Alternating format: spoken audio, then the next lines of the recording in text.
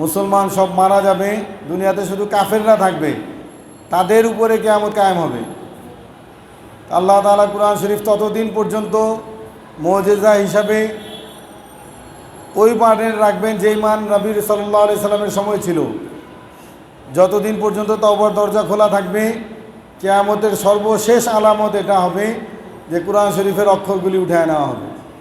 আল্লাহ তাআলা আমাদেরকে কুরআন শরীফকে মর্যাদা দিতে পারি তৌফিক দান করুন। কুরআন শরীফ এমনই একটা কিতাব যে এটাকে যে যত বেশি নিজের আপন করবে, কুরআন শরীফ তার নিজের তত আপন হয়ে যাবে।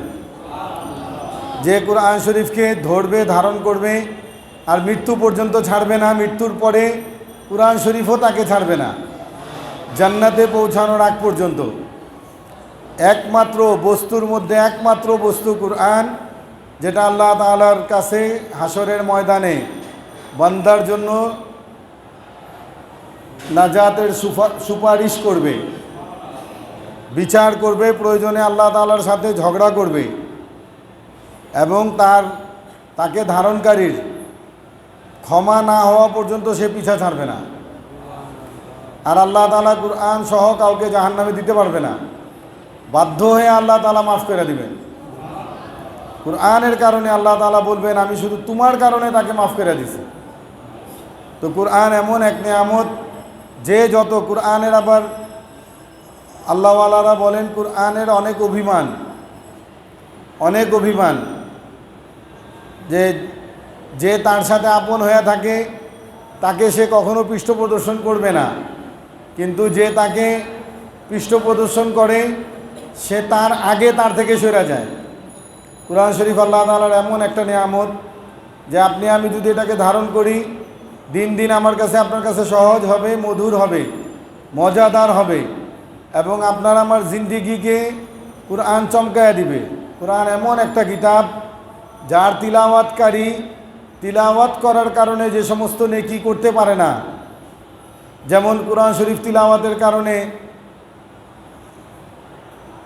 সে জিহাদে যাইতে পারে নাই, কুরআন শরীফ তিলাওয়াত করার কারণে দাওয়াত দিতে পারে নাই, কুরআন শরীফ তিলাওয়াত করার কারণে আন্দোলন করতে পারে নাই, কুরআন শরীফ তিলাওয়াত করার কারণে মানুষের কাছে ভালো ভালো কথা বুঝাইতে পারে নাই, কুরআন শরীফ তিলাওয়াত করার কারণে দান সদকা করতে পারে নাই, কুরআন শরীফ তিলাওয়াতের কারণে নফল ইবাদত করতে পারে নাই।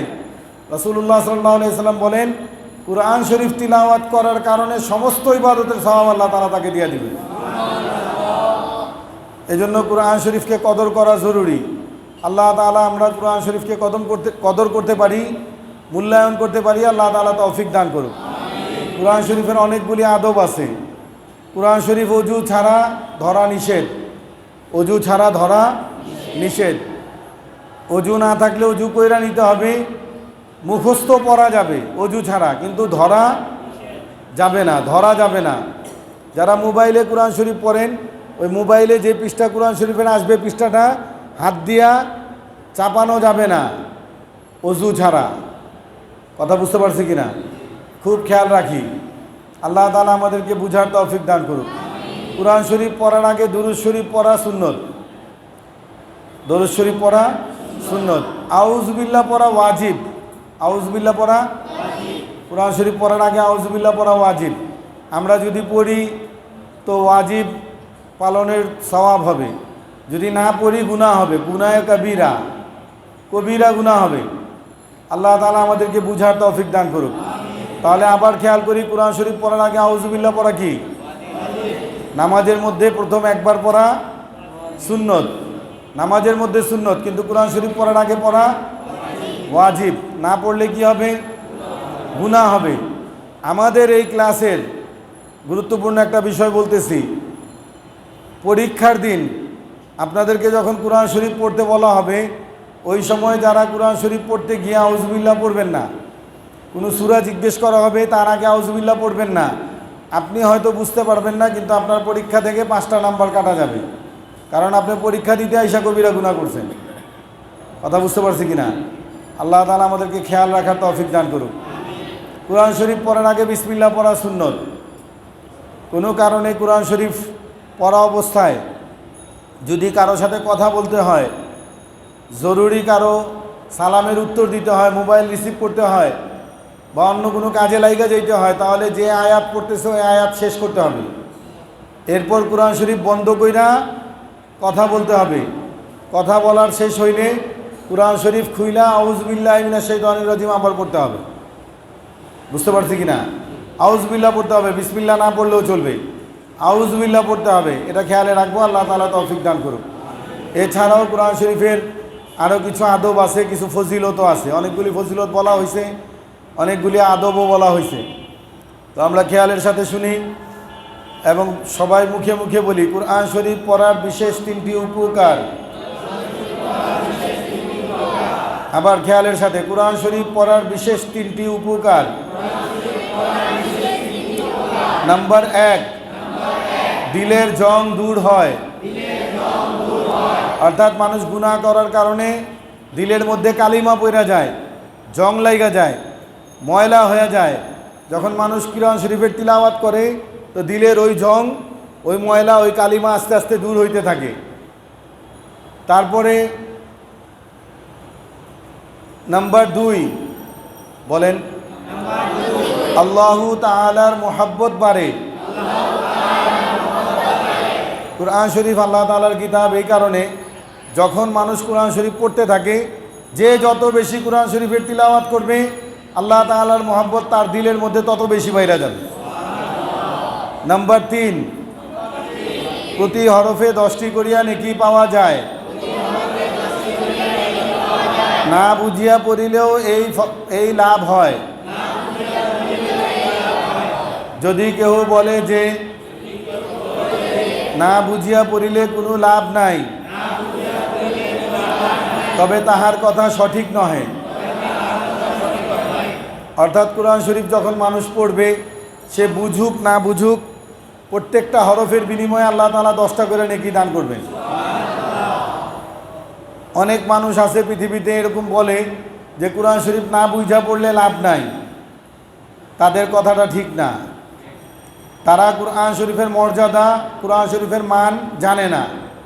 কোরআন শরীফ এমন একটা ঔষধ, রুগী ওষুধের নাম জানুক না জানুক, ওষুধের কার্যকারিতা বুঝুক না বুঝুক, পার্শ্ব প্রতিক্রিয়া সম্পর্কে কোনো ধারণা থাকুক বা না থাকুক, কার্যকারিতা সম্পর্কে কোনো ধারণা থাকুক বা না থাকুক, ডাক্তারের পরামর্শ মতো ওষুধ খাইলে যেমন কাজ হয় বুঝা ছাড়াই, না বুঝলে কাজ হবে না। ওষুধের ব্যাপারে না জানা থাকলে কাজ হবে না? অবশ্যই হবে। এরকম কোরআন শরীফ তার চেয়ে বড় ওষুধ, এর চেয়ে বড় কোনো ওষুধ নাই। অতএব কেউ যদি না বুঝাও পড়ে তাও তার লাভ হবে। আল্লাহ তাআলা হযরত ইব্রাহিম আলাইহিস সালাম দোয়া করছিলেন যে আল্লাহ আমার সন্তানদের মধ্য থেকে এমন একজনকে পাঠান যাকে আপনি কোরআন শরীফ দান করবেন, কিতাব দান করবেন, এবং ওই কিতাব তিলাওয়াত করার থাকতে হবে, সে তিলাওয়াত করবে।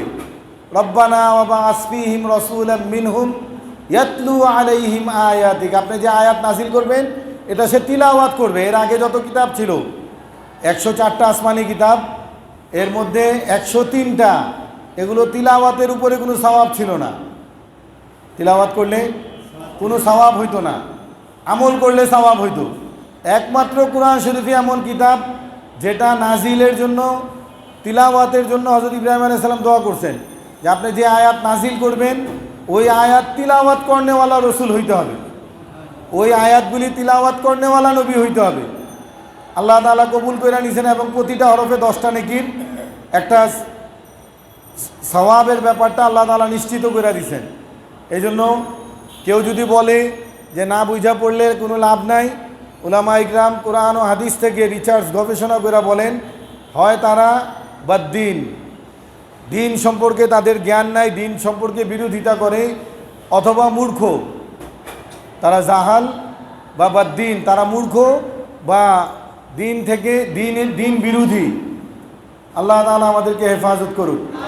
না বুঝা পড়লেও লাভ হবে, যদি বুঝা পড়েন তো আরও ভালো, আরও লাভ হবে, যদি আমল করেন তো আরও লাভ হবে। কিন্তু কোরআন শরীফ এমনই জিনিস, না বুঝা পড়লেও লাভ আছে। আল্লাহ তাআলা আমাদেরকে বুঝার আমল করার তৌফিক দান করুক। তো 3টা ফজিলত আমরা বুঝতে পারছি। তো আবার বলি, কুরআন শরীফ পড়ার বিশেষ 3টি উপকার। নাম্বার 1, দিলের জং দূর হয়। নাম্বার 2, আল্লাহ তাআলার মহব্বত বাড়ে। নাম্বার 3, প্রতি হরফে 10টি করিয়া নেকি পাওয়া যায়। না বুঝিয়া পড়িলেও এই লাভ হয়। যদি কেহ বলে যে না বুঝিয়া পড়িলে কোনো লাভ নাই, তবে তাহার কথা সঠিক নহে। কুরআন শরীফ পড়ার অনেকগুলি আদব আলোচনা হয়ে গেছে। কুরআন শরীফ সামনে নিয়ে বসার সময় কুরআন শরীফের সামনে ইজ্জতের সাথে বসা উচিত। হযরত আলী রাদিয়াল্লাহু তাআলা আনহু বলেন, আমার যখন মনে চায় যে আমি আল্লাহ তাআলার সাথে কথা বলবো, তখন আমি নামাজে দাঁড়ায় যাই। কি করবেন? আল্লাহ তাআলার সাথে কথা বলতে মনে চাইছে, কি করেন? নামাজে দাঁড়ায় যায়। হযরত আলী রাদিয়াল্লাহু তাআলা আনহু বলেন, তখন আমি নামাজে দাঁড়ায় যাই। আর যখন আমার মনে চায় যে আল্লাহ তাআলা আমার সাথে কথা বলুক, তখন আমি কুরআন শরীফ নিয়ে বসে যাই। তো কুরআন শরীফ নিয়ে বসা মানে কি আল্লাহ তাআলা আমার সামনে আছেন না নাই? অবশ্যই আছেন। আল্লাহ তাআলা আমাদেরকে বুঝার তৌফিক দান করুন। আমরা ইমানের 7টা ফরজ আলোচনা করতেছিলাম। আল্লাহ তাআলা আছেন, এটা তো আমাদের ইমানের মধ্যে আসছে। আল্লাহ তাআলা একজনই, কোনো দলিল ছাড়াও এটা ইমান। কোনো দলিল ছাড়া এটাই ঠিক যে আল্লাহ এক, এর জন্য কোনো দলিলের প্রয়োজন নাই। আল্লাহ তাআলা কোথায় আছেন এটা আমাদের জানা দরকার। আল্লাহ তাআলা বলেন যে বান্দা তুমি এদিক ওদিক কোথায় তাকাইতেছো, কোথায় খুঁজতেছো? ফাআইনামা তুওয়াল্লু ফাতাম্মা ওয়াজহুল্লাহ, তুমি যেই দিকে তাকাইবা ওই দিকেই আমি আছি। আবার এটা সূরা বাকারায়, সূরা আলাকের মধ্যে আল্লাহ তাআলা বলেন, আলাম ইয়ালাম বিআন্নাল্লাহা ইয়ারা, বান্দা তুমি কি দেখো না আমি তোমার দিকে তাকায় আছি? কি বলছেন? তুমি কি দেখো না আমি তোমার দিকে তাকায় আছি? আল্লাহ তাআলা আমার সামনে আছেন, সব দিকে আছেন এবং আমার দিকে তাকায় আছেন। আবার আল্লাহ তাআলা বলেন, ওয়াফি আনফুসিকুম আফালা তুবসিরুন, তুমি এদিক ওদিক কোথায় খুঁজতেছো আমাকে? আরে তোমার মধ্যে আমি আছি, তুমি নিজের মধ্যে নিজে আমাকে তালাশ করো, পায়া দেবা। আল্লাহ তাআলা আমাদেরকে বুঝার তৌফিক দান করুন। আল্লাহ তাআলা আপনার সাথে আছেন, আমার সাথে আছেন, আমার দিকে তাকায় আছেন, আমার চতুর্দিক বেষ্টন করে আছেন, সব দিকে আল্লাহ তাআলা আছেন। তো কুরআন শরীফ নিয়ে বসছি, এখন আল্লাহ তাআলার কথাগুলি আমি পড়ব। অর্থ কি? এই কথাগুলি আল্লাহ তাআলার কুদরতি দিলের ভিতর ছিল। আল্লাহ তাআলা কুদরতি মুখ থেকে বাইর করছেন, হযরত জিবরাইল আলাইহিস সালামের দিলের ভিতরে ঢুকছে। তিনি তার মুখ থেকে বাইর করছেন, আল্লাহ রাসূল সাল্লাল্লাহু আলাইহি সাল্লামের দিলের ভিতর ঢুকছে। উনি উনার মুখ থেকে বাইর করছেন, হযরত সাহাবা ইকরামের দিলের ভিতর ঢুকছে। হযরত সাহাবা ইকরাম বাইর করছেন, তাবেঈনদের দিলের ভিতর ঢুকছে। তাদের থেকে তাবেঈন, তাবেঈন, আইম্মায়ে মুজতাহিদিন, খুলাফায়ে রাশিদিন, এইভাবে হক্কানি উলামা ইকরাম, পীর বুজুর্গ, দিনদার, পরহেজগার, কুরআন পড়নেওয়ালা, হাফেজ কুরআন থেকে এই পর্যন্ত প্রত্যেকটা মুসলমানের দিলের ভিতরে এইভাবে অন্যজনেরটা শুনতেছে, কান দিয়া দিলের ভিতর ঢুকতেছে, ওই দিলের ভিতর রক্ষিত আছে। যখন দরকার পড়তেছে মুখ দিয়া বাহির হইতেছে। কথাগুলি কার? আমি কথাটা বলতেছি এখানে, কথাটা বাহির হইতেছে স্পিকার দিয়া। এখন ওই স্পিকার যে কথাগুলি বাহির করতেছে, ওই কথাগুলো আমার কথা না স্পিকারের কথা? বলেন, আমারই কথা। স্পিকার নিজের থেকে কিছু বলতেছে? আমি যা বলতেছি ওইটাই বলতেছে। আল্লাহ তাআলা যেটা বলছেন ওইটা আমার মুখ থেকে বাইর হইতেছে। অর্থ কি? আল্লাহ তাআলা আমাকে শুনাইতেছেন, আমি আল্লাহ তাআলাকে শুনাইতেছি। এরকম খেয়াল দিলের ভিতর চাপানো, খুব খেয়ালের সাথে, ইজ্জতের সাথে বসা। পারলে নামাজের শুরুতে বসা, নামাজের শুরুতে, না পারলে এক পা উঠায়া এক পা বিছায়া বসা। যদি পুরাটাই না পারি তো শুরুটা এইভাবে করা, এরপরে পড়তে পড়তে পা পরিবর্তন হবে। পড়তে পড়তে দুই পা বিছায়া বসলেন, অসুবিধা নাই। আল্লাহ তাআলা আমাদেরকে বুঝার তৌফিক দান করুন। কুরআন শরীফ পড়ার বিশেষ দুইটা আদব, অনেকগুলি আদব আলোচনা হয়েছে, বিশেষ দুইটা আদব সবাই মুখে মুখে বলবো। কুরআন শরীফ পড়ার বিশেষ দুইটি আদব। নাম্বার 1, শ্রবণকারী মনে মনে এই খেয়াল করিবে যে আল্লাহু তাআলার শাহী কালাম পড়া হইতেছে, খুব মোহাব্বত ও আজমতের সাথে শোনা। নাম্বার 2, তিলাওয়াতকারী মানে কি এখন আমরা বুঝতে পারছি তো, যখন কোরআন শরীফ নিয়ে বসবো, যখন তিলাওয়াত করব তখন। নাম্বার 2, তিলাওয়াতকারী মনে মনে এই খেয়াল করিবে যে আল্লাহু তাআলা হুকুম দিয়েছেন পড়ো, দেখি কে কেমন পড়িতে পারো। তাই আল্লাহু তাআলাকে শুনাইবার উদ্দেশ্যেই পড়িতেছি। এই খেয়ালটা তিলাওয়াতকারী মনে মনে জাগ্রত করবে, যারা শুনবে তারা জাগ্রত করবে যে আল্লাহ তাআলা যেমন বড়, তার কথাও তেমন বড়।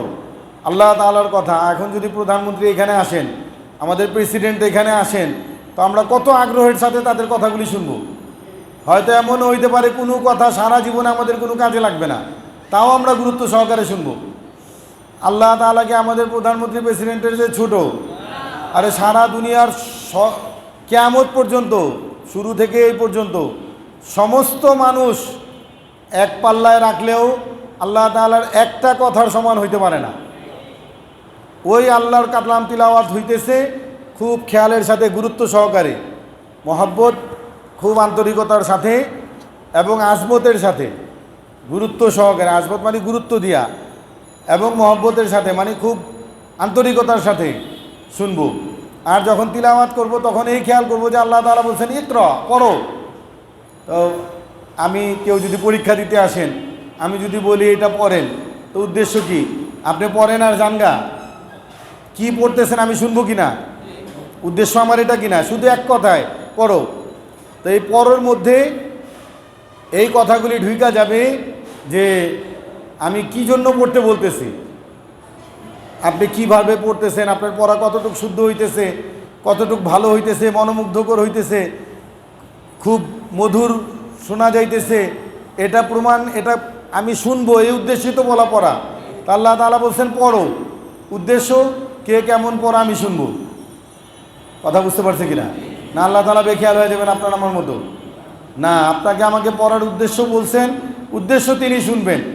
আল্লাহ তাআলার কথা আমি আপনি পড়লে আল্লাহ তাআলার কাছে ভালো লাগে, আল্লাহ তাআলা শুনবেন, আল্লাহ তাআলার কাছে ভালো লাগে যে আমার বান্দা আমার প্রতিনিধিত্ব করতেছে, আমার বান্দা আমার প্রতিনিধিত্ব করতেছে, আমার কথাগুলি আমার বান্দা বলতেছে, আল্লাহ তাআলার কাছে ভালো লাগে। এজন্য আমরা গুরুত্ব সহকারে যখন কালাম পড়ব, কুরআন শরীফ পড়ব, তখন এই খেয়ালটা দিলের ভিতর জমাবো যে আল্লাহ তাআলা হুকুম করছেন পড়ো, আল্লাহ তাআলাকে শোনাইবার উদ্দেশ্যেই পড়তেছি, অন্য কোনো উদ্দেশ্য নাই। কথা বুঝতে পারছি তো? আল্লাহ তাআলা তৌফিক দান করুন। কুরআন শরীফকে এইভাবে বাম দিকে রাইখা ডান দিক খুলব, ডান হাতে খুলব। কুরআন শরীফ যখনই খুলবো, পৃষ্ঠা উল্টাবো, সবসময় ডান হাত দিয়া।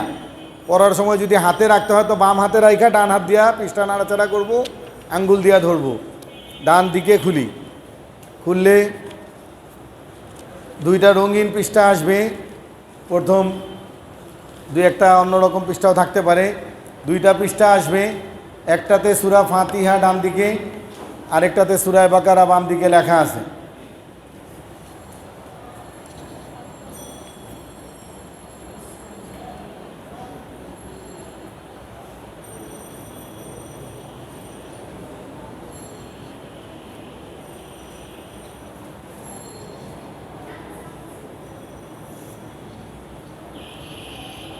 সবাই খেয়ালের সাথে, মোহাব্বতের সাথে পড়বো ইনশাআল্লাহ। আউযু বিল্লাহি মিনাশ শাইতানির রাজীম।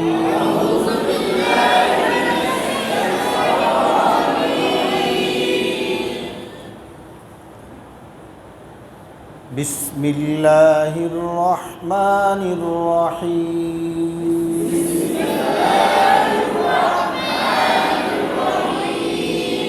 যে ডান দিকের পৃষ্ঠাটায় সূরা ফাতিহা আছে, সবাই খেয়ালের সাথে আলহামদুলিল্লাহি রাব্বিল আলামিন।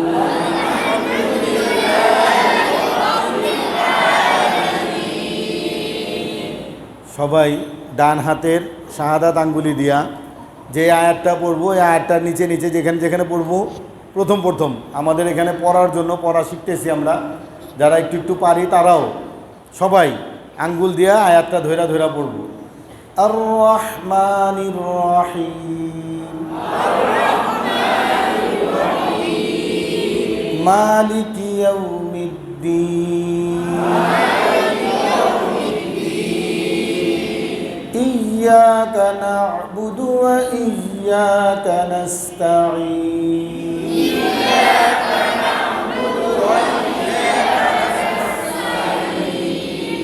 ইহদিনাস সিরাতাল মুস্তাকিম,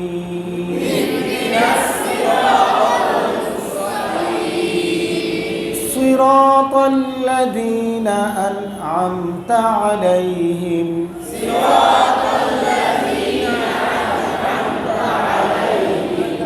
গায়রিল মাগদুবি আলাইহিম ওয়ালাদ-দাল্লিন।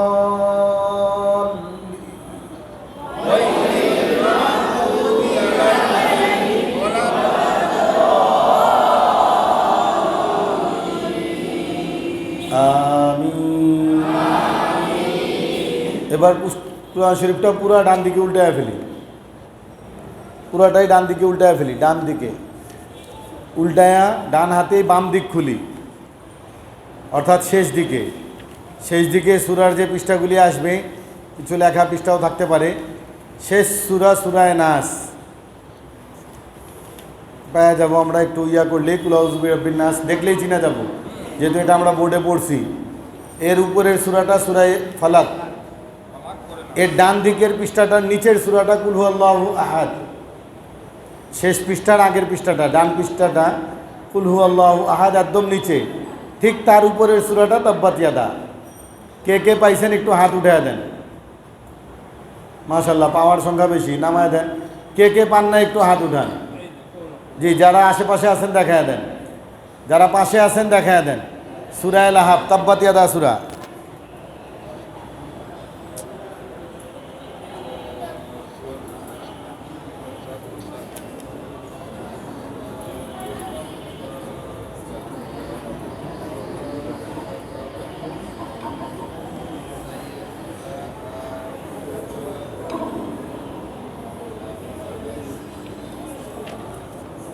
পাইছেন সবাই?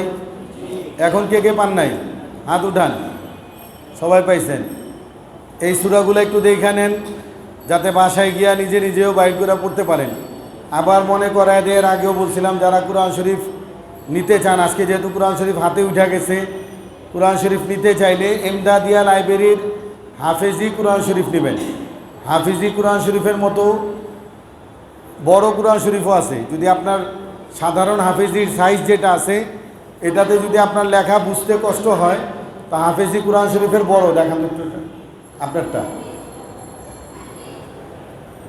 হাফেজি কোরআন শরীফের এরকম বড় সাইজেরও আছে, এটা হাফেজি কোরআন শরীফ, কিন্তু এটাতে হাফেজি লেখা থাকে না। ওনাদেরকে বললে ওনারা বাইর করে দিবে। এমদাদিয়া লাইব্রেরির হাফেজি কোরআন শরীফের মতো বড় কোরআন শরীফ বললে দিয়া দিবে। আমাদের দোতলার ক্লাসে ওইখানে আছে, ইচ্ছা করলে যদি আপনারা নাম্বারটা দেখা যান, তো ওই নাম্বারটা বললেই আপনি ওই কোরআন শরীফ পাওয়া যাবেন। বড় কোরআন শরীফ হাফেজি কোরআন শরীফের মতো।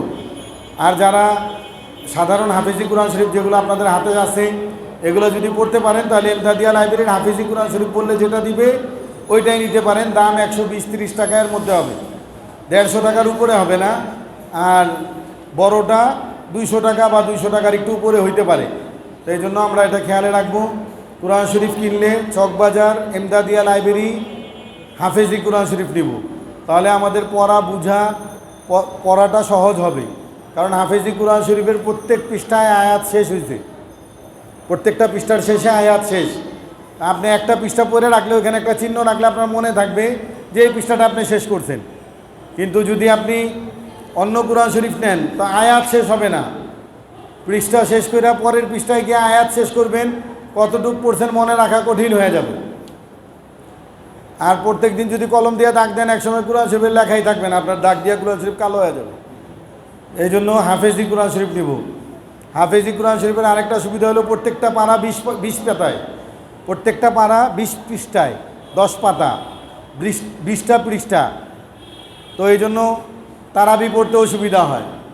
20 রাকাতে 20 আয়াত, 20 পৃষ্ঠা শেষ, এক পারা হয়ে গেল। তো এরকম আপনার পড়তেও সুবিধা হবে যে 5 পৃষ্ঠা পড়লেন তো 4 ভাগের 1 ভাগ হইল, 10 পৃষ্ঠা পড়লেন তো আধা পারা হইল, 15 পৃষ্ঠা পড়ছেন 1 পারা হইল, 20 পৃষ্ঠা পড়ছেন 1 পারা হয়ে গেল। বুঝতে পারছি কিনা?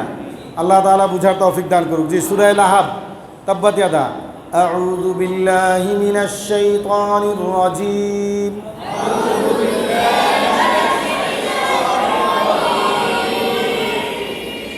বিসমিল্লাহির রহমানির রহিম,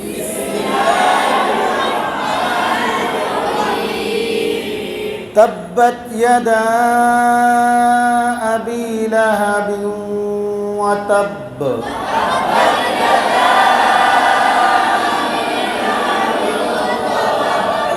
মা আগনা আনহু মালুহু ওয়া মা কাসাব,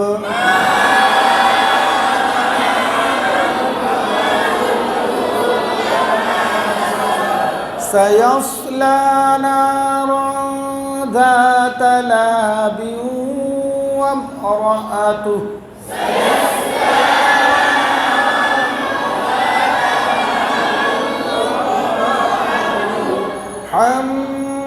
হাম্মালাতাল হাতাব, ফি জিদিহা হাবলুম মিন মাসাদ,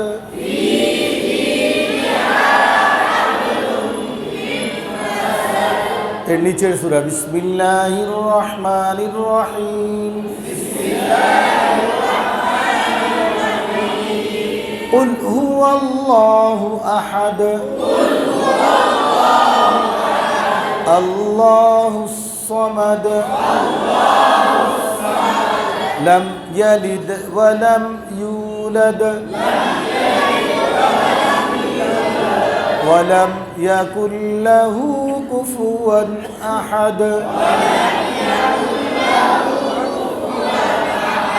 বিসমিল্লাহির রহমানির রহিম, বাম পাশের পৃষ্ঠার উপরের সূরা, সূরা ফালাক, কুল আউযু বিরাব্বিল ফালাক, মিন শাররি মা খালাক, ওয়া মিন শাররি গাসিকিন ইযা ওয়াকাব,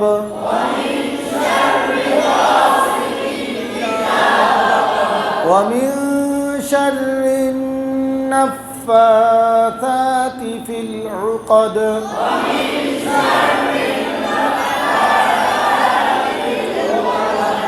ওয়া মিন শাররি হাসিদিন ইযা হাসাদ,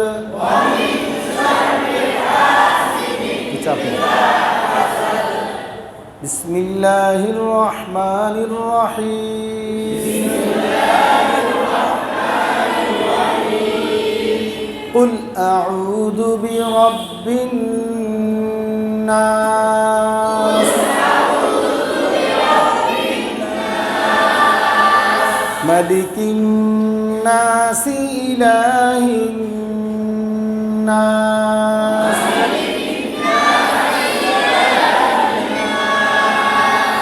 মিন শাররিল ওয়াসওয়াসিল খান্নাস,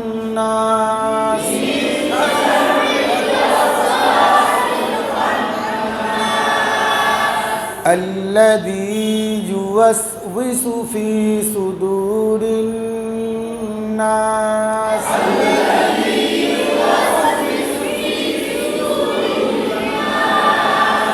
من الجنة والناس,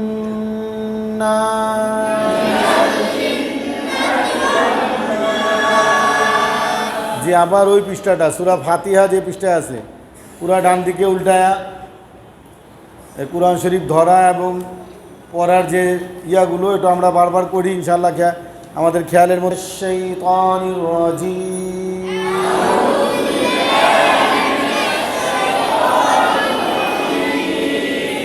বিসমিল্লাহির রহমানির রহিম,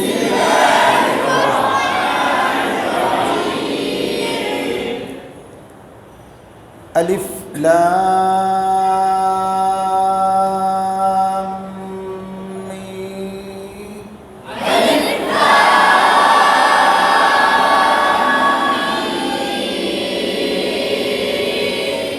সূরার শুরুতে হরফগুলো মনে আছে তো? হরফের নাম উপরে চিহ্ন থাকলে, মোটা চিহ্ন থাকলে 4 আলিফ টাইনা পড়তে হবে, আর চিহ্ন না থাকলে টান ছাড়া পড়তে হবে। যেমন আলিফ কোনো চিহ্ন নাই, হরফের নামটা পড়তে হবে টান ছাড়া। লামকে 4 আলিফ, মাঝখানে গুন্না 1 আলিফ, আবার মিমকে 4 আলিফ। খুব খেয়ালের সাথে, মহব্বতের সাথে। যারা বলে কোরআন শরীফ না বুঝা পড়লে লাভ নাই, একটু আগে যে আলোচনাগুলি হইল তাদেরকে জিজ্ঞেস করেন আলিফ লাম মিমের অর্থ কী। হযরত সাহাবা ইকরাম রাসূলুল্লাহ সাল্লাল্লাহু আলাইহি ওয়াসাল্লামকে জিজ্ঞেস করছিল এগুলোর অর্থ কী। রাসূল সাল্লাল্লাহু আলাইহি ওয়াসাল্লাম বলছে আমি জানি না, আল্লাহ তাআলা ভালো জানেন। এখন কোরআন শরীফ যদি না বুঝা পড়লে লাভ না হয় তো এটা কি বুঝলো? অর্থ তো জানলো না, তাহলে কী লাভ হইল? তার মানে কি ওই কথাগুলি সত্য না, মিথ্যাই, কথাগুলি বানোয়াট। অবশ্যই লাভ আছে, কোরআন শরীফ পড়লে না বুঝলেও লাভ আছে। কিন্তু যদি বলে না বুঝলে লাভ নাই, তাহলে তাদের তো এটা পড়ে লাভ নাই, আলিফ লাম মিম ছাড়া পড়তে হবে তাদেরকে, কারণ এটার তো কোনো অর্থ নাই। কোনো অর্থ, যারা কোরআন শরীফের তাফসির করছে, অর্থ লিখছে, তারাও এটার কোনো অর্থ লেখে নাই, তারাও লেখছে এটার অর্থ আল্লাহ জানে। আল্লাহ তাআলা আমাদেরকে বুঝার তৌফিক দান করুন। আলিফ লাম মিম।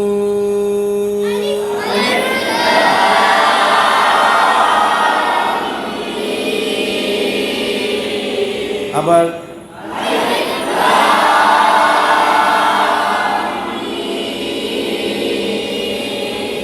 যে দেখা দেখা আবার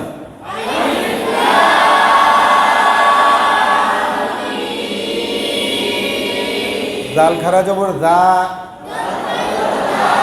জিহ্বার আগা, সামনের দাঁতে, সামনের উপরে 2 দাঁতের আগা, 1 আলিফ টান খারা জবর, মধ্যে তবাই রা, লাম জেলি রালি, কাফ লাম জবর কাল, রালিকাল। আবার আবার আবার এখন অনেকের যা শোনা যায়, যা না, রা নরম হবে, রালিকাল। কাবজের কি, তা খারা জবর তা, কিতা, তা কয় আলিফ টান, 1 আলিফ, মধ্যে সবাই বলবেন, খালি শুনবেন না। কিতা, বা পেশবু, কিতাবু। আবার আবার যালিকাল কিতাবু। আবার আবার লাম আলিফ জবর লা, জবরের বাম পাশে খালি আলিফ, 1 আলিফ টান, মধ্যে তবাই, মাশাআল্লাহ।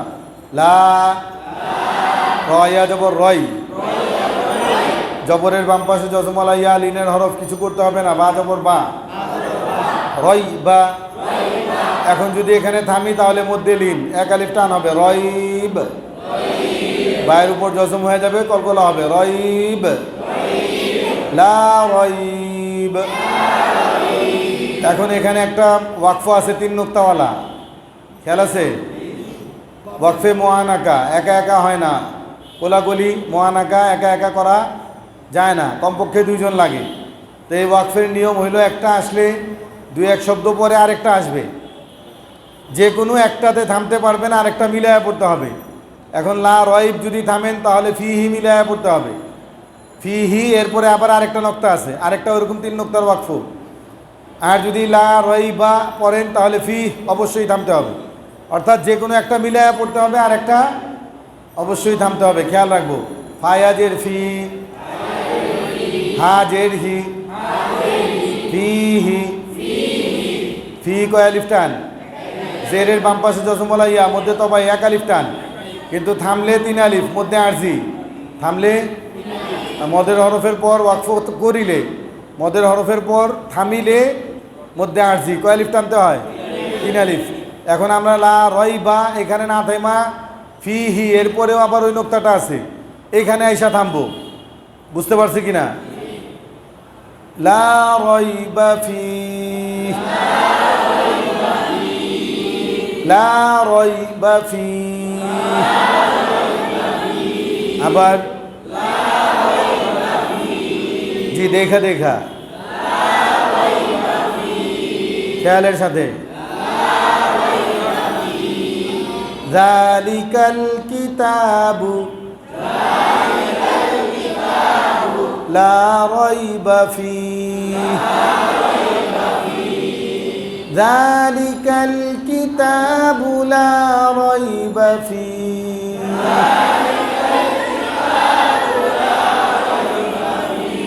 পাঁচবার পড়ি, যালিকাল কিতাবু লা রাইবা ফীহি,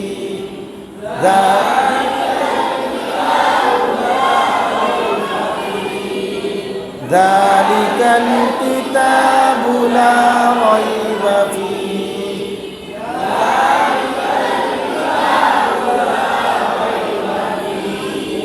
যালিকাল কিতাবু লা রাইবা ফীহি। হা পেশ হু, দালের উপর তানবিন, তানবিনের পর ইয়া, ইয়া কোনো উপরে নিচে কিছু নাই, তানবিনের পর তাহলে লাম, তানবিনের পরে লাম, ঈদগাম বেগুন্না, গুন্না ছাড়া মিলাইয়া পড়তে হবে, তাহলে আর তানবিনের উচ্চারণ নাই, তানবিনের ভিতর যে নুন আছে ওটা বাদ, বুঝতে পারছি কিনা? দাল লাম 2 জবর দাল, হুদাল, হাফে সু, দাল লাম 2 জবর দাল, আবার বানান করেন, আবার বলেন, হুদাল, লাম লাম জের লিল, হুদাল্লিল, আবার হুদাল্লিল, আবার মিম তা পেশ মুত, মিম তা পেশ মুত, তা জবর তা, মুত্তা, বানান করেন মুত্তা, মুত্তা, কাফিয়া জের কি, নুন জবর না, কিনা, কিনা না, কিনা, কফ, কিনা, এক আলিফ টান, জেরের বাম পাশে জজমলা ইয়া, থাইমা গেলে 3 আলিফ, থাইমা গেলে কয় আলিফ টানতে হবে, মুত্তাকিন, হুদাল লিল মুত্তাকিন, আবার 5 বার পড়ি, হুদাল লিল মুত্তাকিন,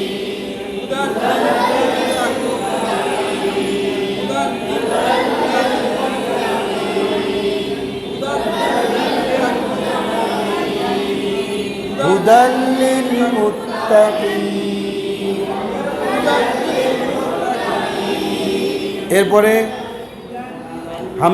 এরপরে লামের উপরে তাসদিদ, তার উপরে জবর, সামনে আলিফ আছে, কিছু লেখা নাই, কি করতে হবে?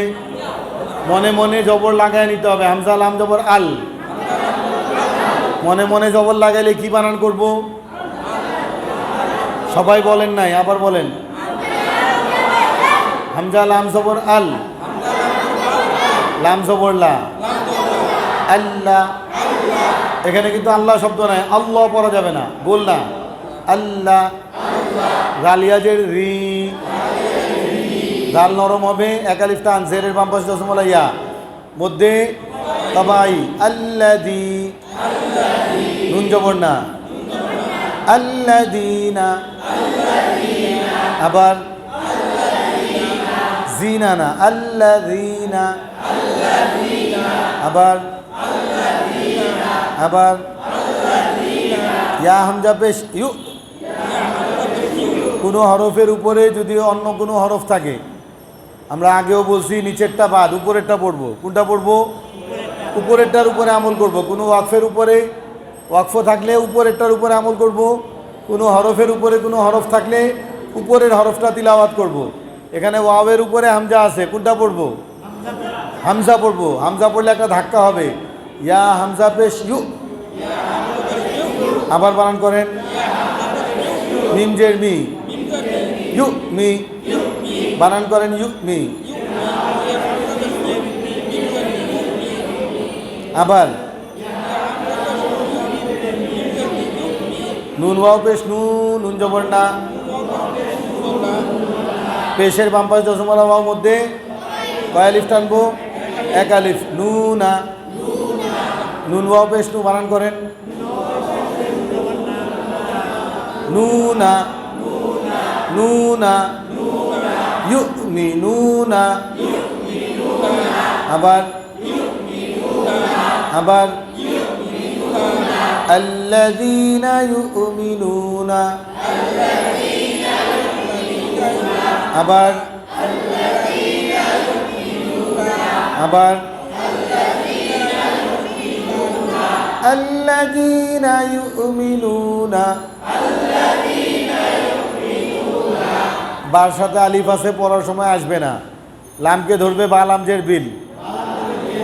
গয় নিয়া জবর গয়, বিল গয়। বানান করেন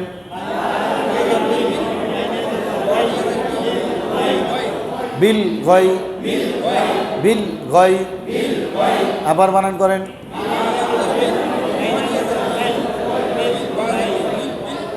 বাজের বি, বিল গয় বি। এখানে বিল গয় লিনের হরফ, জবরের বাম পাশে জজমওয়ালা ইয়া। যদি থামি, থামার জায়গা নাই, যদি থাইমা যাই মধ্যে লিন, এক আলিফ টান হবে। আর না থামলে কোনো টান নাই, কিছুই করতে হবে না। বিল গয় বি। একটু নরম করে পড়তে হবে যাতে বিল গায়েবি না হয়, গায়েব না। বিল গয় বি, বিল গয় বি। ওয়া জবর ওয়া, ইয়া পেশ ইউ। বানান করেন ওয়া জবর ওয়া, ওয়ায়ু, ওয়ায়ু। কফিয়াজের কই, কি না কই, ওয়ায়ু কি। মিম ওয়া পেশ মু, দুইটাই মধ্যে তো ভাই এক আলিফ টান। ওয়ায়ু কি মু। নুন সদ জবর নাস, মাঝখানের আলিফ লাম বাদ। ওয়ায়ু কি মু নাস। 5 বার পড়ি।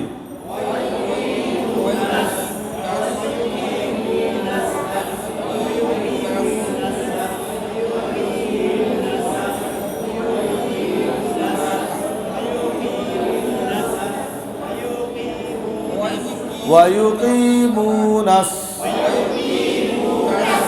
নাস না নাস, কারণ সোয়াদ তো গোল করে ধরতে হবে না। ওয়ায়ুকিমুনাস, সদ জবর স, লাম খারা জবর, পাশের ওয়াওটা বাদ। সলা, তা জবরটা, সলাতা, সলাতা। ওয়ায়ুকিমুনাস সলাতা। আবার আবার আবার ওয়ায়ুকিমুনাস সালাতা। ওয়াও বানান করেন, ওয়াও জবর মিম, মিম জের, মিম মিম জের। মিমের উপর তাসদিদ কি করতে হবে? ওয়াজিব গুন্না, খালি গুন্না না, গুন্না না খালি, ওয়াজিব গুন্না। না করলে গুনাহ হবে। ওয়া মিম, মিম আলিফ জবর মা, ওয়া মিম মা। হ্যাঁ, মিম গুন্না হবে। আবার ওয়া মিম মা, এক আলিফ। মিম এখানেও এক আলিফ গুন্না। ওয়া মিম মা। আবার রয়ের উপর জবর বানান, র জবর, র না রা, র, পোর হবে। রয়ের উপর জবর, পোর হবে। র, জা কব জবর জাক, কফের উপরে তাসদিদ জজম কলকলা রযাক রযাক নুনের উপর খাড়া জবর বানান করেন বানান ছাড়া বলেন রযাকনা হামিম পেশ আবার বলেন রযাকনাহুম আবার আবার আবার রযাকনাহুম রযাক কলকলা হবে ওয়া মিম্মা রযাকনাহুম আবার আবার আবার ইয়া নুন পেশ ইউ ইউ অস্পষ্ট করলাম অস্পষ্ট করলাম এই কারণে পরে ফা ইকফার হরফ এটা নুন সাকিন ইকফার মতো পড়তে হবে অর্থাৎ অস্পষ্ট লুকায়া ফেলতে হবে নুনের মতো দৈন্তান্নর মতো না পড়া অনুস্বরের মতো ইউ ইয়া নুন পেশ বানান করেন দেখা দেখা আবার বানান করেন আবার বলেন ফাজের ফি ইউ ফি আবার আবার কফ পেশ কু পেশের বাম পাশে জসমলা ওয়া মধ্যে তো ভাই নুন জবর না ইউফিকুনা ইউফিকুনা হামলে মধ্যে আরজি তিন আলিফ ইউফিকুন ইউফিকুন ওয়া মিম্মা রাযাকনাহুম ইউফিকুন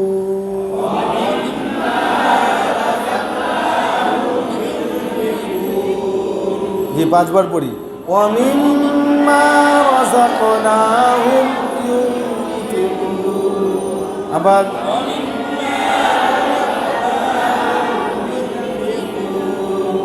ওয়া মিম্মা রাযাকনাহুম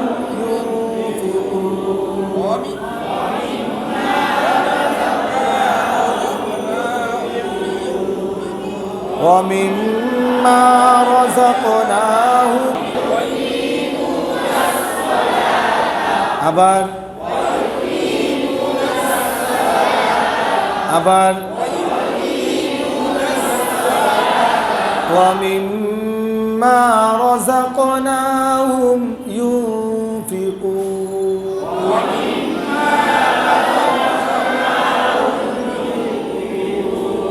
আবার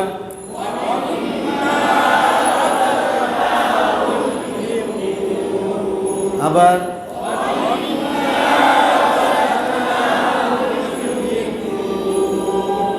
সাদাকাল্লাহুল আযীম আলহামদুলিল্লাহ আবারও আল্লাহ তাআলার শুকরিয়া আদায় করি আল্লাহ তাআলা কোরআন শরীফ হাতে নিয়ে পড়ার তৌফিক দিয়েছেন আলহামদুলিল্লাহ আলহামদুলিল্লাহ কোরআন শরীফগুলো গিলাফ পড়ায়া সামনের দিকে দিয়ে দেই কেউ না উঠি কেউ জায়গা থেকে না উঠি কোরআন শরীফগুলো দিয়ে দেই যেই কোরআন শরীফ যে টেবিলগুলো খালি হয়ে যাবে ওই টেবিলগুলো পিছনে রেখে আসবো তো আমলনামাকে সমৃদ্ধ করার মাস রমজান একটা নফল ইবাদত করলে ফরজের সমান সওয়াব একটা ফরজ ইবাদত করলে 70টা ফরজের সওয়াব এই সুযোগ আর কখনো থাকে না রমজান ছাড়া ওই রমজান মাসে এমনি যদি কোনো মানুষ এক খতম কোরআন শরীফ পড়ে একজন হাফেজ মনে করেন এক খতম কোরআন শরীফ পড়লো তো আল্লাহ তাআলা তাকে 1000 কোরআন শরীফ খতমের সওয়াব দান করে আর শিক্ষার্থী যারা কষ্ট করে পড়ে তাদের এক খতমে 2000 খতমের সওয়াব হবে এখন রমজান মাসে যদি কষ্ট মষ্ট করে কেউ এক খতম কোরআন শরীফ পড়ে তাহলে কমপক্ষে 70 গুণ বেশি সওয়াব হবে তাহলে 2000 কোরআন শরীফের 70 গুণ 1,40,000 কোরআন শরীফ খতমের সওয়াব পাবে কথা বুঝতে পারছি তো তো এটার সুযোগ তো আপনাদের সামনে হাতছানি দিয়া ডাকতেছে। এখন থেকে যদি মেহনত হয় রমজানে সহজ হয়ে যাবে ইনশাআল্লাহ। রমজানে এক পারা কোরআন শরীফ পড়া কিচ্ছু না, যদি এখন থেকে মেহনত করেন। কিন্তু যদি মনে করেন যে রমজানে পড়বো এখন থাক, তাহলে একটু আগে বলছিলাম কোরআন শরীফের অভিমান অনেক বেশি। আপনি যদি মুখ ফিরাইতে চেষ্টা করেন ও মুখ ফিরাবে না, ও চলেই যাবে আপনার থেকে। এমন মনে হবে যে আপনি কোনো দিন কোরআন শরীফ শিখেনি নাই, এমনভাবে হারায় যাবে। এজন্য আমাদেরকে কোরআন শরীফের সাথে লাইগা থাকতে হবে। যদি লাইগা না থাকি আর কোরআন শরীফ আমার কাছ থেকে চইলা যায়, তাহলে এটাও কবিরা গুনাহ। কোরআন শরীফ শিক্ষা করিয়া আবার তাহা ভুলিয়া যাওয়া। এলমে দিনকে তুচ্ছ মনে করা, আমাদের সমাজে এটা খুব হয়েছে। খুব মাদ্রাসায় পড়বে, খাবে কি? মাদ্রাসায় পড়াইলে খাবে কি? এরকম একটা মন মানসিকতা মানুষের ভিতর ঢুকে গেছে। মনে হয় যেন এলেমই রিজিকের মালিক, শিক্ষা দীক্ষাই মনে হয় রিজিকের মালিক। কিন্তু সমাজ তো চোখে আঙ্গুল দিয়েও দেখায়। এমন অনেক ব্যবসায়ী আছে পড়ালেখা করে নাই, তাদের অধীনে মাস্টার্স পাস করা ম্যানেজার আছে, তারা পড়ালেখা করে নাই, কোটি কোটি টাকার মালিক হয়ে গেছে। তাদের অধীনে 2, 4, 10 জন 20 জন এরকম শিক্ষিত পোলাপান কাজ করে, শিক্ষিত মানুষ কাজ করে, যারা ম্যানেজার হিসাবে, সেলসম্যান হিসাবে, দোকানের কর্মচারী হিসাবে, কারখানার বিভিন্ন পদে, মেকানিক্স, তারপরে ইঞ্জিনিয়ার, অফিসার, কেরানি, এরকম বিভিন্ন পদে তারা চাকরি করতেছে। মালিক বকলম আছে না? আল্লাহ তাআলা আসলে রিজিকের মালিক কে? কোনো সন্দেহ আছে? কোনো সন্দেহ নাই। কিন্তু এলমে দ্বীনের ব্যাপারে এই ব্যাপারটা মানুষের খুব, অনেকে দুঃখ করে বলে যে পড়ালেখা করলাম বাংলা, কিন্তু চাকরি হয় নাই, ইংরেজি ভালো জানি না দেখা। চাকরি কেন হয় নাই? ইংরেজি ভালো জানি না দেখা চাকরি হয় নাই। দুঃখ না এটা? আর মাদ্রাসাওয়ালাদেরকে আলহামদুলিল্লাহ এখন স্বীকৃতি দিছে, কিন্তু এখনও কোনো কাগজে কলমে লেখে না যে সমমান মাদ্রাসার মাস্টার্সের সমমান দাওরায়ে হাদিস দেওয়া হয়েছে, কিন্তু এখনও চাকরির বিজ্ঞপ্তিতে এই কথাটা লেখে না যে মাদ্রাসার দাওরা হাদিস পাশ হইলেও মাস্টার্সের জায়গায় আবেদন করতে পারবে, লেখে না। কিন্তু তারপরে একটা স্বীকৃতি তো আসছে। আগে যে মূর্খ বলতো যে মাদ্রাসার পোলাপান কিচ্ছু জানে না, মূর্খ, এটা কাইটা গেছে। এখন মাদ্রাসা থেকে মাওলানা পাশ করলে সে মাস্টার্স পাস। এবং আন্তর্জাতিক বিশ্বে অনেক দেশে বাংলাদেশের মাদ্রাসার সার্টিফিকেট, বেফাক বোর্ডের না, মাদ্রাসার সার্টিফিকেট দিয়া ওইখানে বড় বড় অধ্যাপক, প্রফেসর হিসাবে মাদ্রাসায় চাকরি পাওয়া যায়। বিশ্বের অনেক দেশে এই সার্টিফিকেট দেয়া, মাদ্রাসার, খালি মাদ্রাসার সার্টিফিকেটটা নিয়ে যাবে, মুখ মাদ্রাসা থেকে পড়ছে, দাওরায়ে হাদিস পাশ করছে, মদিনা বিশ্ববিদ্যালয়ে চাকরি হয়ে যাবে, আল আজহার বিশ্ববিদ্যালয়ে চাকরি হয়ে যাবে। এরকম পৃথিবীর অনেক দেশে আছে যেগুলোতে মাদ্রাসার সার্টিফিকেটটাকেই দাম দেওয়া হয়, সরকারি লাগে না, সরকারিকরণ ছাড়াই দাম আছে। আল্লাহ তাআলা আমাদেরকে বুঝার তৌফিক দান করুন। এলমে দ্বীনকে তুচ্ছ মনে করা কবিরা গুনাহ। তুচ্ছ মনে করার কারণে না শিখা, এটা আরেকটা কবিরা গুনাহ। শিখার পরে আমল না করা আরেকটা কবিরা গুনাহ। আগে একটু গুরুত্ব ছিল, শিখা নেই, এখন করি না, তার মানে কি দেখি কি আছে, পরে আমি শিখা বুঝলাম কিচ্ছুই নাই। একজন ডাক্তার MBBS পাস করলো, FRCS পাস করছে, FCPS পাস করছে, ডক্টর হয়ে গেছে। এখন সে ঠেলা গাড়ি চালায়, মানুষ তাকে স্বাভাবিক হিতাহিত জ্ঞান সম্পন্ন বলবে? তার কাছ থেকে মানুষের একটা আশা আছে না, সে চিকিৎসা দিবে, মানুষের চিকিৎসা করবে, এটা মানুষের আশা। কিন্তু সে ঠেলা গাড়ি চালায়, জুতা শিলায়, রাস্তায় বৈশা, মানুষ এটা তাকে স্বাভাবিকভাবে নিবে না। তো এলেম শিক্ষা করার পরে আপনি কাজে লাগাইলেন না, তা আপনি তো ওই শিক্ষিত ডাক্তার মুচির মতো হইলাম, আমরা ডাক্তার ঠেলা গাড়িওয়ালার মতো হইলাম। আমি মুচির ব্যবসাটাকে খারাপ বলতেছি না, এটাও সমাজের একটা প্রয়োজনীয় কাজ। ঠেলাগাড়ির যারা চালায় তাদেরকে ছোট করতেছি না, তাদের জায়গায় তারা অনেক বড়। সমাজে তারা না থাকলে সমাজের অনেক কিছু আটকায় যেত, রিক্সাওয়ালারা না থাকলে আমাদের চলাফেরার ক্ষেত্রে অনেক কঠিন হয়ে যেত। এরকম ছোট ছোট কাজ বইলা কোনো কিছু নাই, ছোট বইলা কিছু নাই, কাজ কাজই। নবীরাও মুচির কাজ করছেন, নবীরা কাপড় সেলাইয়ের কাজ করছেন, দর্জির কাজ। এটাকে ছোট করে দেখার কিছু নাই, এটা সমাজের একটা অংশ। দেখতে ছোট, ক্লিনার যে ড্রেন পরিষ্কার করতেছে, এটা যদি না করে তাহলে আপনার আমার কাজ নিজেকে নিজে করতে হবে। তখন যত বড় জজ ব্যারিস্টার হই, ডাক্তার ইঞ্জিনিয়ার হই, আর হুজুর হই, ইমাম সাহেব খতিব সাহেব হই, নিজেকে পরিষ্কার করতে হবে। যেমন নিজের বাথরুম নিজে করি, সবাই কম বেশি পরিষ্কার করতে হয় না? না প্রত্যেক দিন ক্লিনারটাই কানি? এরকম 2-4টা মানুষ থাকতে পারে সমাজে, আছে যে নিজেরা ধরে না, কিন্তু তারপরেও তো সে পায়খানা করে আসলে ক্লিনারও গিয়ে ওটা পরিষ্কার করতে চাবে না, তাকেই কিছুটা পরিষ্কার করে দিয়ে আসতে হবে, এটাই নিয়ম। কিন্তু রাস্তাঘাটও যদি পরিষ্কার করতে হইতো কঠিন হয়ে যেত। তো তারও একটা মর্যাদা আছে, সে ছোট না, তাকে ছোট করে দেখার কোনো সুযোগ নাই। কিন্তু ডাক্তারি পাশ করে যদি ড্রেন পরিষ্কার করে রাস্তায়, তখন এটা মানুষ স্বাভাবিকভাবে নেবে না। আল্লাহ তাআলা আমাদেরকে বুঝার তৌফিক দান করুন। এলেম শিক্ষা করার পরে আমল না করে, এটা আরেকটা কবিরা গুনাহ। তো কবিরা গুনাহ দেওয়া হয়েছে একটাই, কিন্তু ভিতরে আছে কয়টা?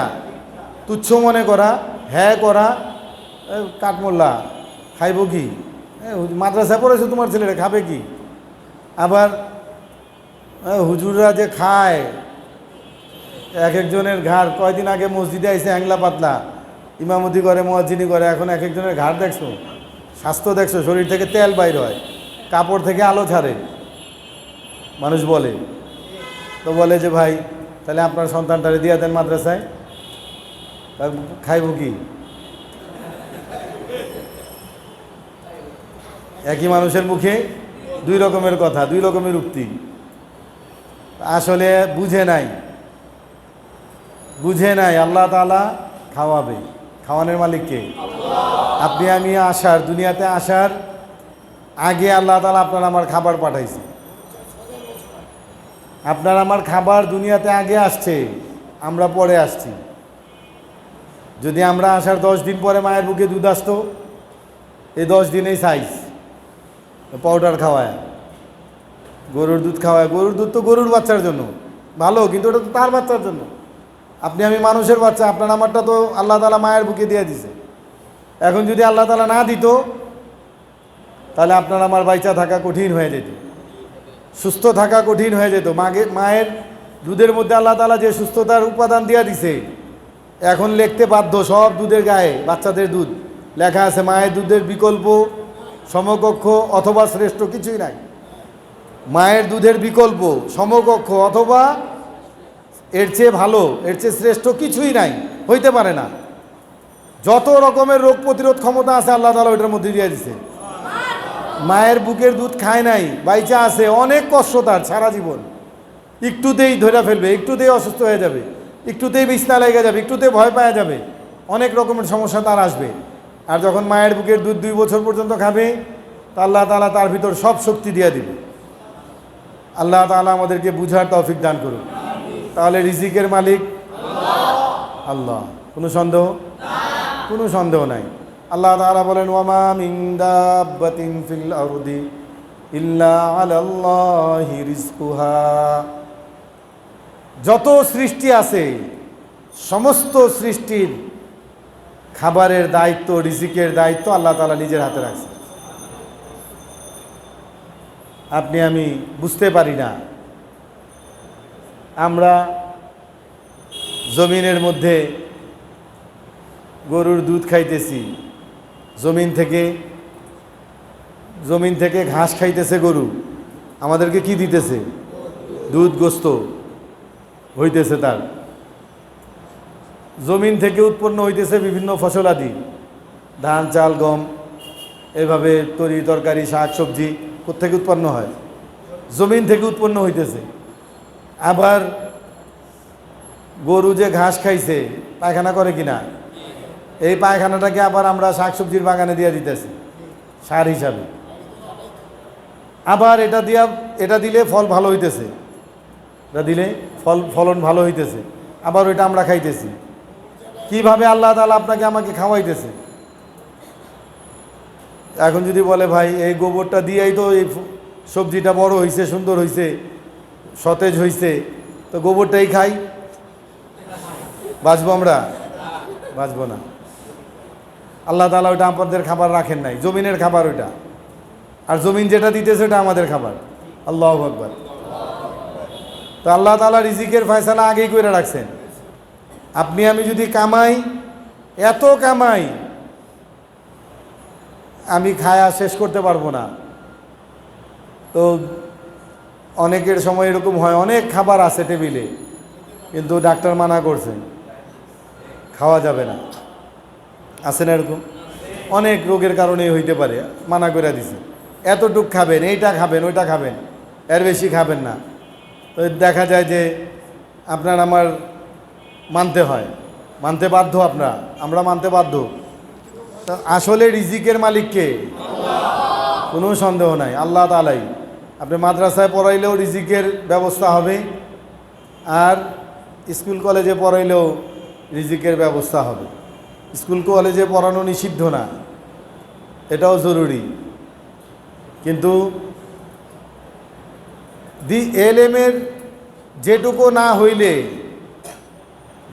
না হইলে আপনি নামাজ সহি পড়তে পারেন না, রোজা সহিভাবে করতে পারেন না, হজ সহিভাবে করতে পারেন না, যাকাত সহিভাবে আদায় করতে পারেন না, দান সৎকা সহিভাবে করতে পারেন না, আত্মীয়তার সম্পর্ক ঠিক রাখতে পারেন না, ব্যবসা বাণিজ্য হালাল উপায়ে করতে পারেন না, চাকরি হালাল উপায়ে করতে পারেন না, জিহাদ করতে পারেন না, আন্দোলন করতে পারেন না, যেই পরিমাণ এলেম না হইলে আপনি দৈনন্দিন জীবনের কাজকর্ম করতে পারেন না, ওই পরিমাণ এলেম অর্জন করা ফরজ। আপনি ডাক্তারি পড়েন, ইঞ্জিনিয়ারিং পড়েন, ব্যারিস্টারি পড়েন, যা খুশি পড়েন, কিন্তু দিনের ওইটুক এলেম, জরুরি এলেম অর্জন করা আপনার আমার উপর ফরজ। যদি না করি তাহলে কবিরা গুনাহ, তুচ্ছ মনে করলেও কবিরা গুনাহ, শিক্ষা না করলেও কবিরা গুনাহ, শিক্ষা করার পর আমল না করলেও কবিরা গুনাহ। আল্লাহ তাআলা আমাদেরকে বুঝার তৌফিক দান করুন। আরেকটা হলো কোরআন শরীফ শিক্ষা করে আবার ভুলা যাওয়া, একটু আগে আলোচনা হয়েছে। কখন ভুলা যায়? যদি কোরআন শরীফের সাথে সম্পর্ক না থাকে। তা আজকে আপনাদেরকে একটা টিপস দেই, যে 5টা সূরা আমরা পারি, আমরা লেখা পড়ছি, দেখা পড়ছি, আজকে আবার কোরআন শরীফ হাতে নিয়েও পড়ছি, সাথে সূরা বাকারার 3টা আয়াতও পড়ছি। তো এগুলো আমরা বানান করে পড়তে থাকি, খুব বেশি বেশি পড়তে থাকি কোরআন শরীফ হাতে নিয়ে। তো কোরআন শরীফ ধরার একটা আলাদা সওয়াব আছে, কোরআন শরীফের দিকে তাকানোর আলাদা একটা সওয়াব আছে, কোরআন শরীফ পড়ার আলাদা একটা সওয়াব আছে।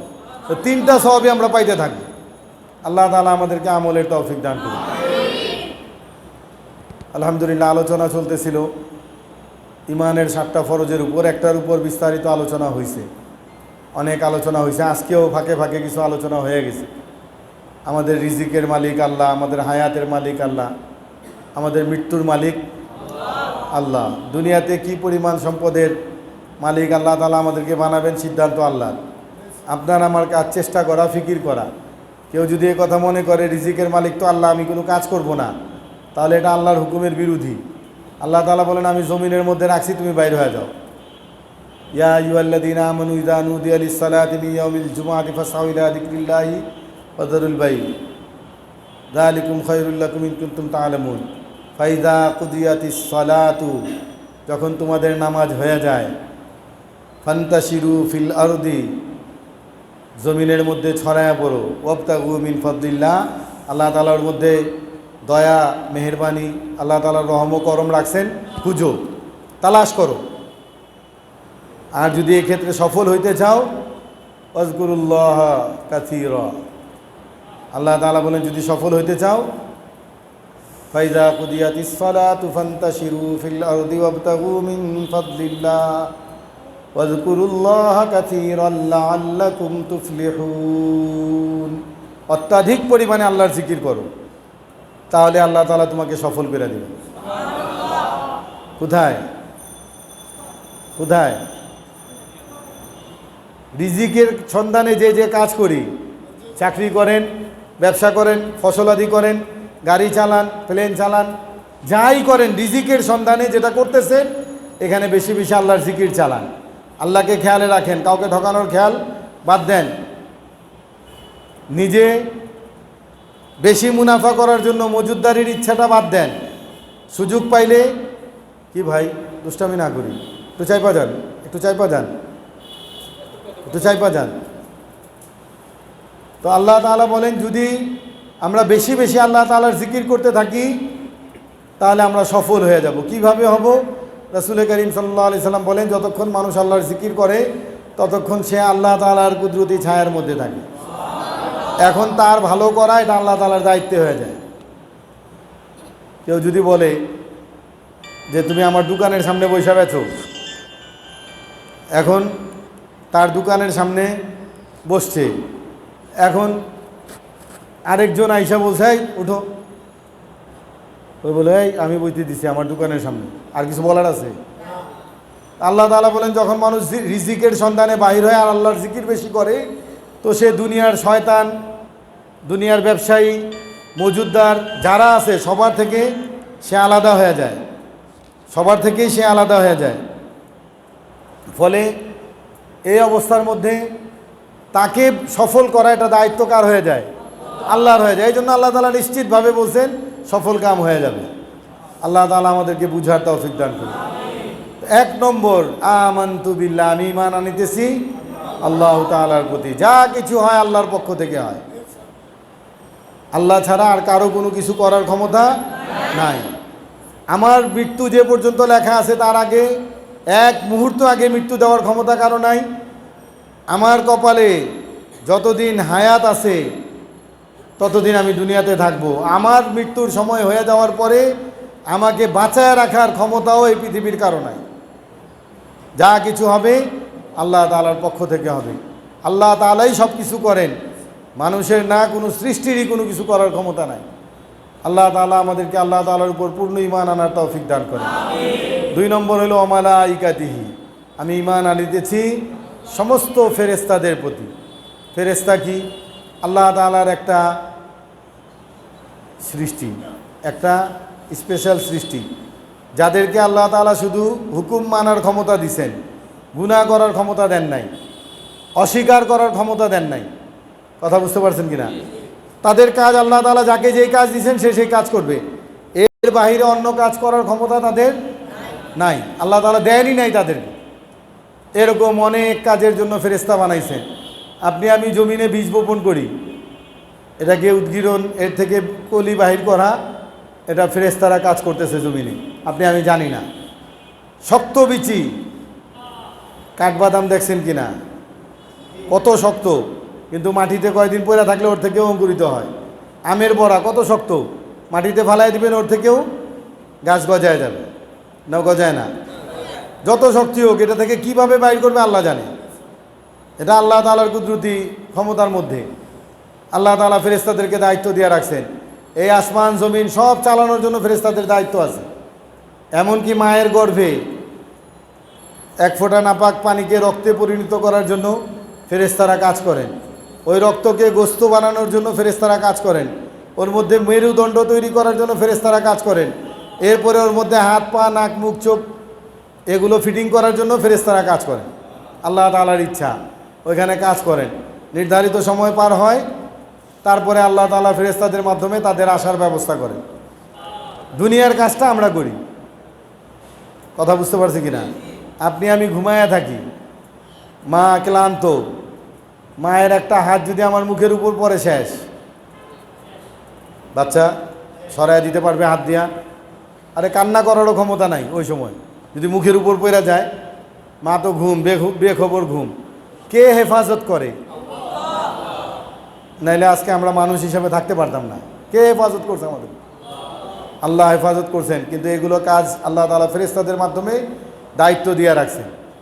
অনেক সময় দেখা যায় মা মইরা গেছে, বাচ্চা বাইচা গেছে, নদীতে পইরা গেছে, বাচ্চা বাইচা গেছে, মা মইরা গেছে, এরকমও হয় না?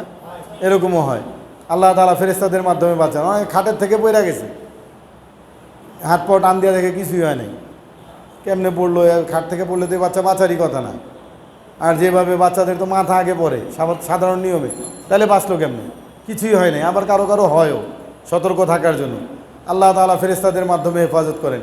বৃষ্টি বর্ষণ করা ফেরেশতাদের দায়িত্ব।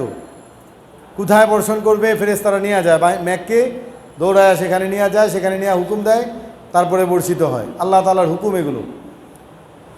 আপনার আমার সাথে ফেরেশতা আছে, দুইজন ফেরেশতা আছে। কোরআন শরীফের মধ্যে আছেন কি আছে কিরামান কাতিবিন, দুইজন লেখনেওয়ালা। অনেকে মনে করে একজনের নাম কিরামান আরেকজনের নাম কাতিবিন, ঠিক না। কিরামান কাতিবিন মানে দুইজন লেখনেওয়ালা, দুইজন লেখক। দুইজন লেখক আমাদের কাঁধে আছে, আমাদের সাথে আছে। আপনি আমি যা করি তারা লেখে। একজনের দায়িত্ব ভালোগুলো লিখবো, আরেকজনের দায়িত্ব হলো খারাপগুলি লিখবে। কথা বুঝতে পারছি কিনা? একজন ভালোগুলো লিখবে, আরেকজন খারাপগুলি লিখবে। তাদের দায়িত্ব এটা, ছাড়া তারা আর অন্য কোনো কাজ করে না। আমরা মারা গেলে কবরে দুইজন ফেরেশতা আসবে, মুনকার নাকির, দুইজন প্রশ্নকারী। একজনের মানুষ, অনেকে মনে করে একজনের নাম মুনকার আরেকজনের নাম নাকির, ঠিক না। মুনকার নাকির অর্থ দুইজন সম্মানিত, দুইজন সম্মানিত প্রশ্নকারী, প্রশ্নকর্তা আসবে, আপনাকে আমাকে প্রশ্ন করবে। উত্তর দিতে পারলে অন্য ফেরেশতাদের দায়িত্বে দেওয়া যাবে আপনাকে আমাকে কিয়ামত পর্যন্ত ঘুম পাড়ায় রাখার। আর যদি উত্তর দিতে না পারি তো আরও অন্য ফেরেশতাদেরকে দায়িত্ব দেওয়া দিবে, কিয়ামত পর্যন্ত আপনাকে আমাকে শাস্তি দিবে, বিভিন্ন ধরনের শাস্তি দিবে, পালাক্রমে শাস্তি দিবে। এক গ্রুপের দায়িত্ব শেষ হবে, আরেক গ্রুপ আসবে শাস্তি দেওয়ার জন্য। আবার ওই গ্রুপের দায়িত্ব শেষ হবে, আরেক গ্রুপ আসবে। এভাবে ফেরেশতাদের কাজ আছে। ফেরেশতাদের মধ্যে চারজন বড়। কয়জন? চারজন সর্দার। একজনের নাম আজরাইল, যিনি মৃত্যুর দূত বা মৃত্যুর ফেরেশতা হিসাবে কাজ করেন। উনার অধীনে 70,000 ফেরেশতা আছে, যাদের মাধ্যমে উনি কাজ নেন। এই 70,000 ফেরেশতার অধীনে আরও 70,000 ফেরেশতা আছে। 70,000-এর অধীনে প্রত্যেকজন, 70,000-এর প্রত্যেকজনের কাছে আরও 70,000 করে ফেরেশতা আছে।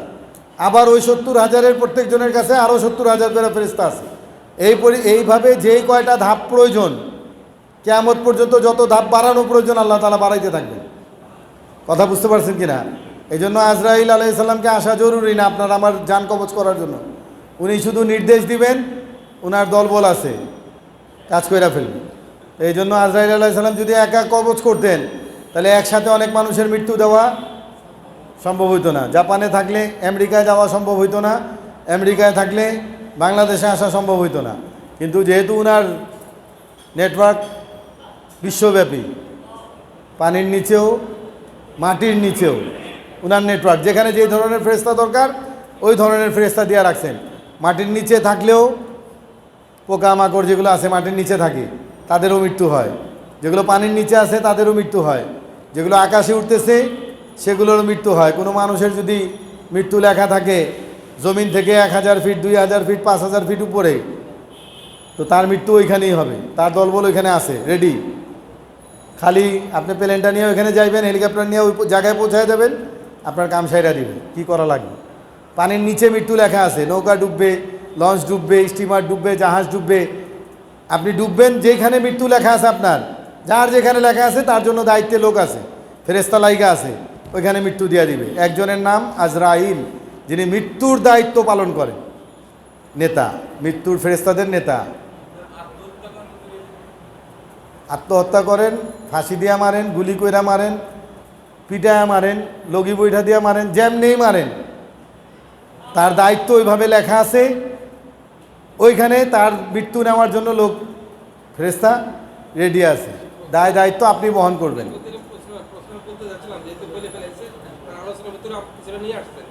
তো গতকাল কথা হচ্ছে যে আল্লাহ তো বলছে যে মৌত আল্লাহর হাতে, যখন যেখানে যাবে হুকুম করে সে মরবে, চলে যাবে।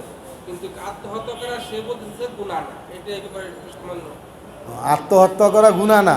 সে বলতে গুনাহ, আল্লাহর হুকুম করে। আচ্ছা, এটার উত্তরটা আমরা কয়েকদিন আগের আলোচনায় চলে যাই। মাটি দিয়া মারছিল,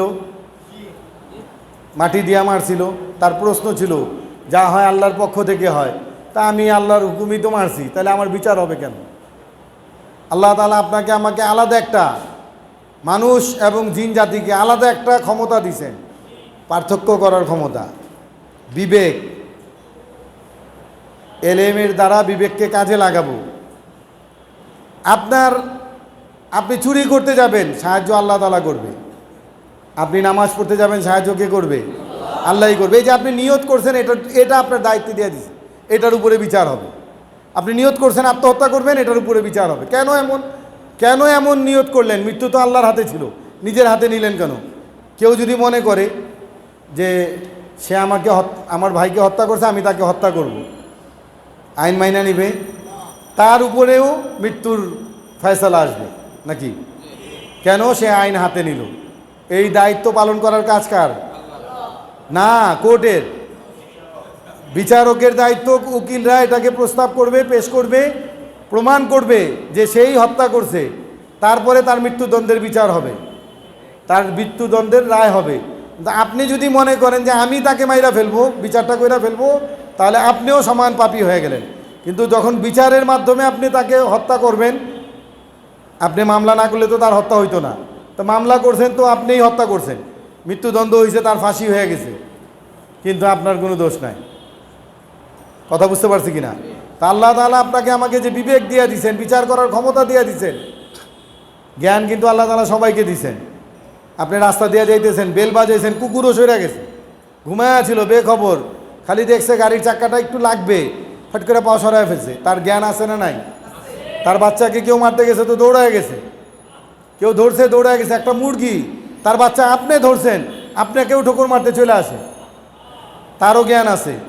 কিন্তু মানুষকে যে জ্ঞান দেওয়া হয়েছে, জিনকে যে জ্ঞান দেওয়া হয়েছে, এই জ্ঞান ওই জ্ঞান এক না। হাতি যদি জানতো তার শরীর এত বড়, এক পাড়া দিলে মানুষ মইরা যাবে, তার পায়ে অনেক মরছে কিন্তু সে ভুইলা গেছে, এরকম অনেক কিছু তার পায়ে পয়রা মইরা গেছে, তাহলে সে কোনোদিন মানুষের গোলামি করতো না। কিন্তু মানুষের কথায় উঠে বসে না? বসে না? বসে, কারণ আল্লাহ তাআলা তাকে ওই পার্থক্য করার জ্ঞানটা দেয় নাই। গরু যদি জানতো তার সিং দিয়া গুতা দিলেই মালিক মরবে, সে আরামে যার তার ক্ষেত খাইতে পারবে। অনেক সময় অন্যের খেতে গিয়ে মাইরও খায়, আছে না এরকম?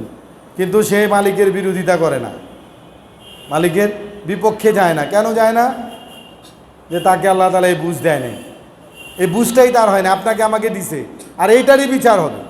আমি নিয়ত করছি। আর আত্মহত্যা এটা শুধু বিচারই হবে না, হাদিস শরীফের মধ্যে আছে কিয়ামত পর্যন্ত সে এভাবেই জীবিত করা হবে আর সে আত্মহত্যা করবে। মৃত্যুর যে কষ্টটা কিয়ামত পর্যন্ত সে পাইতেই থাকবে। মইরা গেছে, শেষ না, তাকে কবরে দিয়ে দেওয়া হবে, কিন্তু তার আলামে বরজখের মধ্যে, আলামে সিজ্জিনে নিয়া তাকে শাস্তি দেওয়া হবে। কি? এই সে এরকম ফাঁসির ঝুলাবে, ওটার মধ্যে ঝুলবে, পড়বে, মইরা যাবে, ব্যথা পাবে, কষ্ট পাবে, আবার পইরা গিয়া আবার জীবিত হয়ে যাবে। আবার তার মনে হবে আমি বাঁচবো না, আমি মইরা যাব, ব্যথা থাকবে, তারপরে এই কষ্ট সারা জীবন করবে সে। মৃত্যু কিয়ামতের ময়দান কায়েম হওয়া পর্যন্ত তার এই অবস্থা থাকবে। আল্লাহ তাআলা আমাদেরকে বুঝার তৌফিক দান করুন। আত্মহত্যা খালি পাপ না, মহাপাপ, মহাপাপ। যদি ইচ্ছাকৃতভাবে কেউ এরকম জীবন দেয় তো সে কুফুরির মধ্যে মৃত্যুবরণ করবে, কারণ আল্লাহ তাআলার দায়িত্বকে নিজের হাতে নিয়ে নিছে। শিরক। আল্লাহ তাআলা তাকে মৃত্যু যে কোনো সময়, তার নামে ওই সময় মৃত্যু লেখা আছে, কিন্তু সে নিজে দায়িত্ব নিয়ে নিছে, এই কারণে তার উপর মৃত্যুদণ্ডের আদেশ হয়ে যাবে। এই শিরক করার কারণে সেই ইসলাম থেকে বাইর হয়ে যাবে। আত্মহত্যার কারণে শুধু গুনাহ হবে না, সে ইসলাম থেকে বাইর হয়ে যাবে আত্মহত্যার কারণে। আল্লাহ তাআলা আমাদেরকে বুঝার তৌফিক দান করুন। সময় নাই, ইনশাআল্লাহ হাজিরা খাতাম। প্রশ্ন থাকলে আগামীকাল। আর আলোচনা যেটা চলতেছিল ফেরেশতাদের উপর, সাইয়্যিদিনা মুহাম্মাদ ওয়া আলা আলিহি ওয়া আসহাবিহি আজমাইন। মওলা, আপনি ছাড়া আমাদের কোনো মাবুদ নাই। আপনি দয়া করে মেহেরবানি করে কোরআন শরীফ হাতে নিয়ে পড়ার তৌফিক দিছেন, কোরআনকে ধরার তৌফিক দিছেন, মৃত্যু পর্যন্ত আঁকড়ায়া ধরতে পারি তৌফিক দিয়া দেন, সহিভাবে বেশি বেশি পড়তে পারি তৌফিক দিয়া দেন, বিশেষ করে সামনের রমজানে পুরা কোরআন শরীফ খতম করতে পারি তৌফিক দিয়া দেন। মওলা, আমাদের ভিতর আগ্রহ পয়দা করে দেন, আমাদের জন্য সহজ করে দেন। মওলা, আমাদের ক্লাস শেষ দিকে চলে যাইতেছে, আপনি আপনার মেহেরবানিতে সহজ করে দেন। মওলা, আপনি ছাড়া কোনো মাবুদ নাই, আপনি আমাদের দোয়াকে কবুল করেন। সুবহানা রাব্বিকা রাব্বিল ইজ্জাতি আম্মা ইয়াসিফুন, সালামুন আলাল মুরসালিন, আলহামদুলিল্লাহি রাব্বিল আলামিন। সুবহানাকাল্লাহুম্মা বিহামদিকা আশহাদু আল্লা ইলাহা ইল্লা আনতা